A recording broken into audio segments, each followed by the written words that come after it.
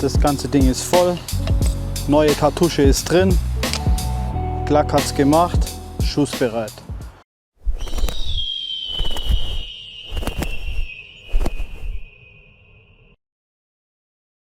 Grüßt euch! Heute gibt es ein Präzisionsvideo mit dem Six Needler und zwar wie er ausgeliefert wird im originalen Zustand. Ich habe mir dabei gedacht, hier hinten ein Holzbrett hinzustellen. Die Distanz ist circa 7 bis 8 Meter. Ich habe es jetzt mit großen Schritten gemessen, nicht Zentimeter genau also, aber ich denke 7, 8 Meter ist schon eine gute Distanz, um dieses Teil zu testen.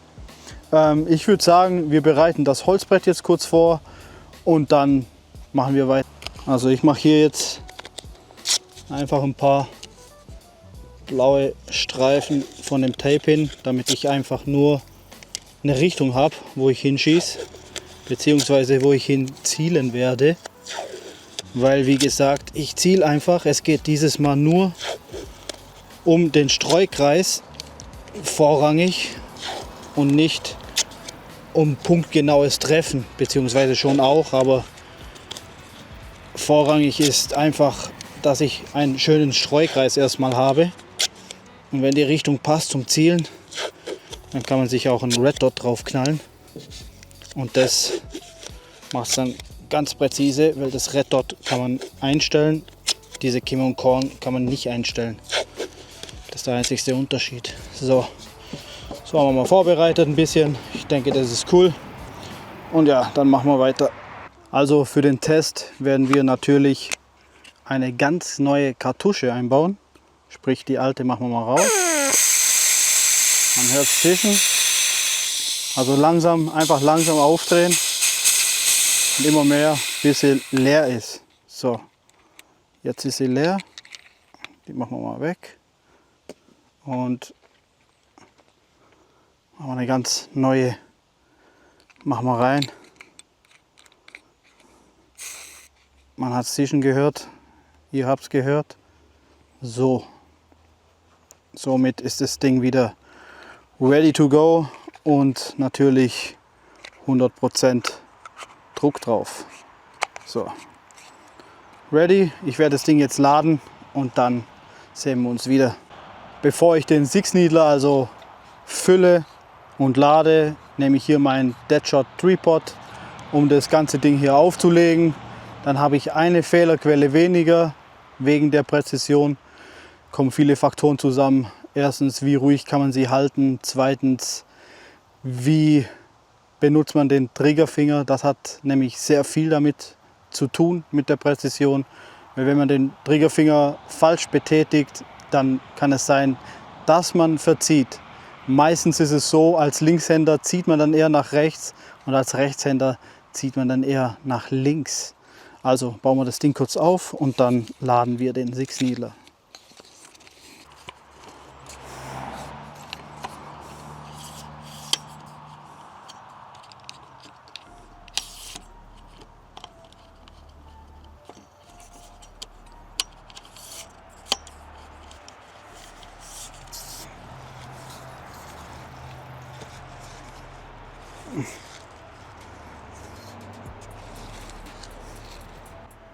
Für den Six Needler wird es auf kurzer oder langer Zeit mit Sicherheit Teile auch bei mir im Shop geben. Ganz sicher. Ich habe schon ein paar coole Ideen und das wird funktionieren. Kurz, wenn ihr das füllt, ja, dann müsst ihr ein bisschen klicken, also drücken. Man hört dann das Klicken und dann sind die safe drin. Wenn die nämlich ein bisschen zu weit außen stehen, dann kann sich die Trommel nicht anständig drehen.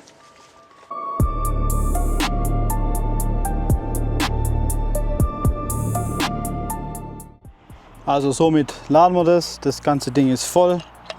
Neue Kartusche ist drin. Glock hat es gemacht. Schussbereit. Ganz wichtig, immer Finger vom Trigger. Sehr wichtig. Es wird folgendermaßen jetzt ablaufen. Ich werde den Six Needler hier auf dem Tripod auflegen. Somit haben wir dann eine Fehlerquelle weniger, auf die wir achten müssen. Und dann werde ich einen von den blauen Streifen einfach anvisieren und schießen. 3 Schüsse, jeweils 3 Schüsse. Und dann sehen wir, wo schießt der Pfeil hin und welchen Streukreis haben wir. Alles klar, dann fangen wir mal an und dann sehen wir, wie es läuft.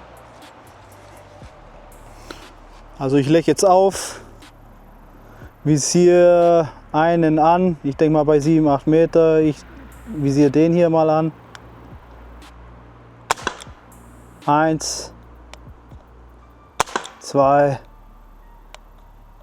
3. So, jetzt habe ich hier einmal 3 Schuss gemacht, jetzt visiere ich einen anderen an. Ich habe sogar diesen Streifen anvisiert. Ich werde jetzt mal den zweiten von links, den mittleren, in der mittleren Reihe, zweite von links anvisieren mit Kimme und Korn. Und dann werden wir sehen. Was ich geil finde an dem Ding, erstmal konzentrieren jetzt.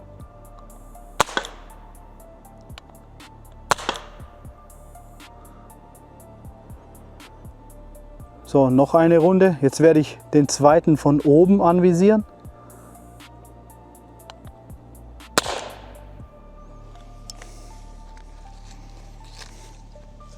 Aber gar keinen Schuss mehr drin. Jetzt machen wir gerade noch mal 6 Stück rein. Dann haben wir 4 Runden mit jeweils 3 Schüssen mit einer vollen Kartusche. Weil man muss immer berechnen oder man muss immer im Hinterkopf haben, die Kartusche verliert auch nach ein paar Schüssen dann an Druck.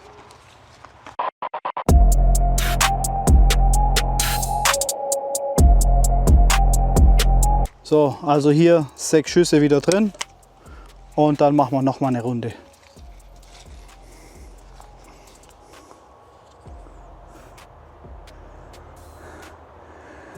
Ich visiere jetzt den zweiten von oben an.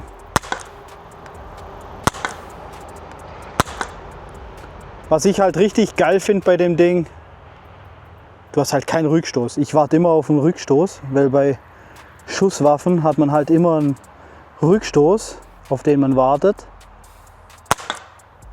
Aber hier 0, das finde ich so cool. So, oh, ich visiere gerade den linken oben an. So, Magazin ist leer und jetzt nehme ich euch mit und dann gucken wir uns an. Also ihr seht, das ist das Ergebnis von 7 bis 8 Meter.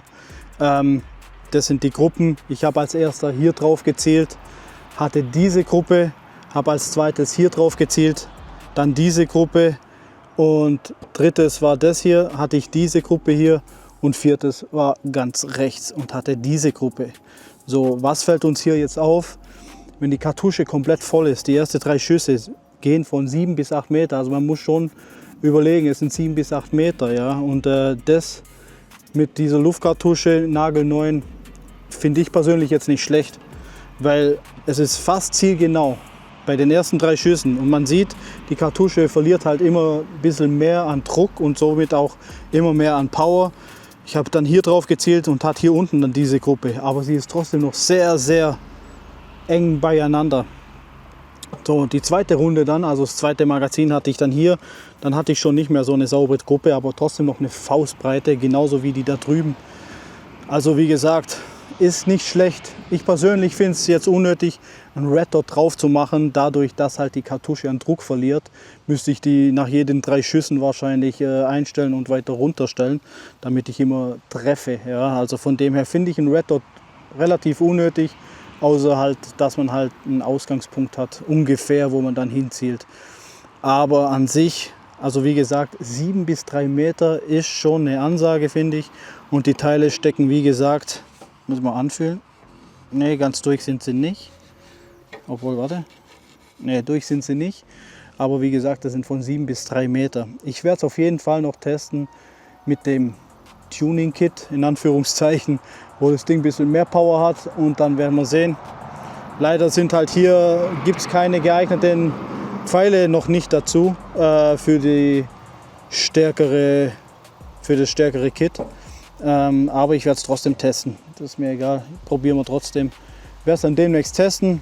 So, wie gesagt, ich persönlich finde das Ergebnis wirklich nicht schlecht. Vor allem stecken die im Holz drin. Also die haben trotzdem noch mächtig Power bei 7 bis 8 Meter. Wie gesagt, ich wiederhole das immer wieder. 7 bis 8 Meter ist schon eine große Distanz. Das muss man sich mal überlegen.